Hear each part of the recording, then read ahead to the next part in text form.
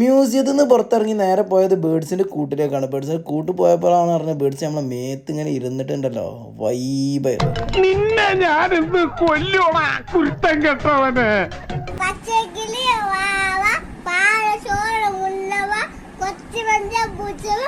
ഈ പാട്ടൊന്നും പാടിയിരുന്നിട്ടും ഇവരാരുടെ കയ്യിലേക്കും കിളികളൊന്നും വന്നില്ല, എൻ്റെ കയ്യിൽ മാത്രം വന്നു. അപ്പോൾ എനിക്കൊരു അഹങ്കാരമായി.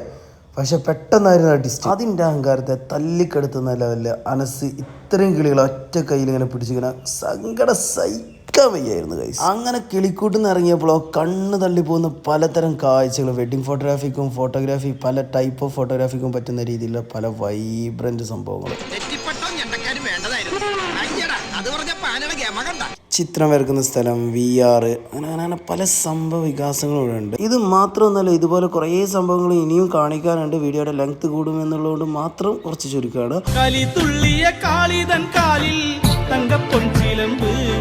അപ്പോൾ താങ്ക്സ് ഫോർ വാച്ചിങ്. ഇതുപോലെ കിടിലൻ വീഡിയോസ് ഇനിയും വരും. കൂടെ നിൽക്കുക, സപ്പോർട്ട് ചെയ്യുക.